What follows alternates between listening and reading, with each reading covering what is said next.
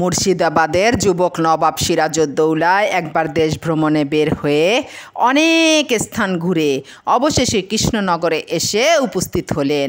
মহারাজ কৃষ্ণচন্দ্রের রাজধানী কৃষ্ণনগর। তার পিতৃশ্রাদ্ধের বৃষটি যেমন খুশি ঘুরে বেড়ায় আর ভালো ভালো খাবার খেয়ে দেহটি বেশ হৃষ্টপুষ্ট করেছে। ওই বৃষটি দেখে নবাবের খুব লোভ হলো। তিনি উজিরকে হুকুম দিলেন, ওই বৃষটিকে পাকড়াও করো। ও যে খাওয়ার পক্ষে খুবই উপাদেয় খাদ্য হবে তাতে কোনো সন্দেহ নেই। নবাবের আদেশে বৃষটিকে ধরা হলো।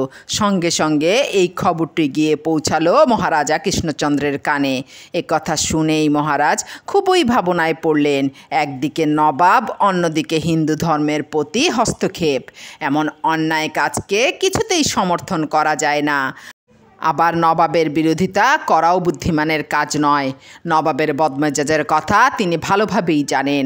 মহারাজ কেবলই ভাবেন, কোনো কাজে মন বসাতে পারছেন না। মুখের হাসি একদম মিলিয়ে গেছে। তার রাজধানীতে তার চোখের সামনে এমন অনাচার তিনি কি করে সহ্য করবেন?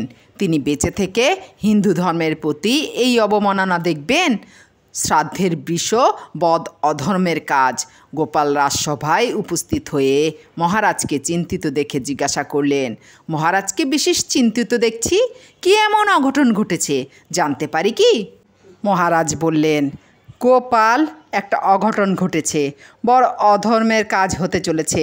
এই দৃশ্য দেখার আগে আমার যেন মৃত্যু হয়। আমার আর এক মুহূর্তও বেঁচে থাকার ইচ্ছা নেই। তুমি তো আমার অনেক মুশকিল আসান করেছো। দেখো যদি এর কিছু বিহিত করতে পারো। সমস্ত ঘটনা শুনে গোপাল বলল, আপনি কোনো চিন্তা করবেন না, এর বিহিত করতেই হবে। বুদ্ধি দিয়েই নবাবকে পরাস্ত করতে হবে।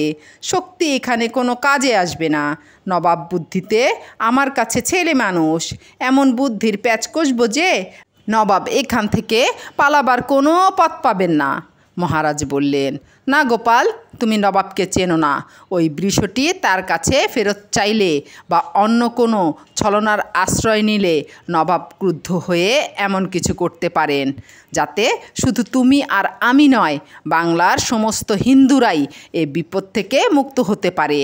আর বিশ্বোৎসর্গের ষাঁড়ের কথা বলে যে তার মনকে নরম করবে তাও হবে না, বরং ওই কথা বললে তার আরও জিদ চেপে যাবে।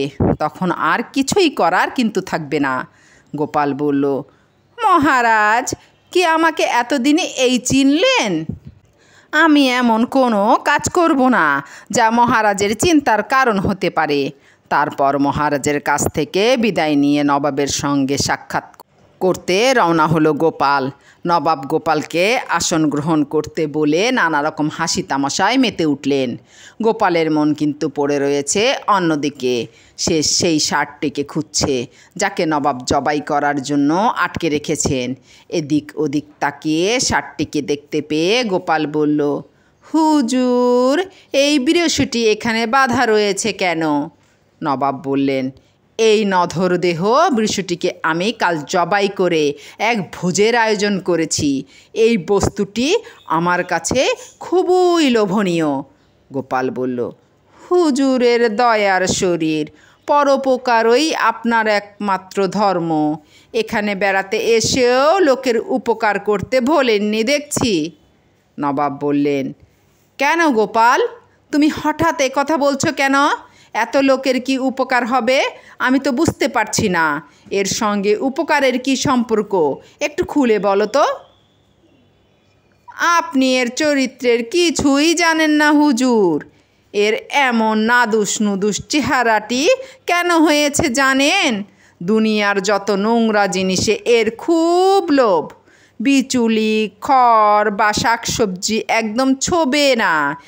এমন জিনিস খেতে ভালোবাসে যার জন্য ওর গায়ে এত গন্ধ। ও যখন রাস্তা দিয়ে যায় তখন লোকে দূর থেকে দেখেই নাকে কাপড় দিয়ে পালিয়ে যায়। হুজুর বুঝলেন তো ওর প্রিয় খাদ্যবস্তুটি কি? এই কথা শুনে নবাবের গা ঘিন ঘিন করে উঠল। তিনি সঙ্গে সঙ্গে হুকুম দিলেন বৃষটিকে দূরে নিয়ে গিয়ে ছেড়ে দিতে। অনেক সময় আটকা থাকার পর বিষয়টি ছাড়া পেয়েই রাজবাড়ির দিকে ছুটল। এত সহজে কাজটি হাসিল হবে তা গোপাল নিজেও ভাবতে পারেনি।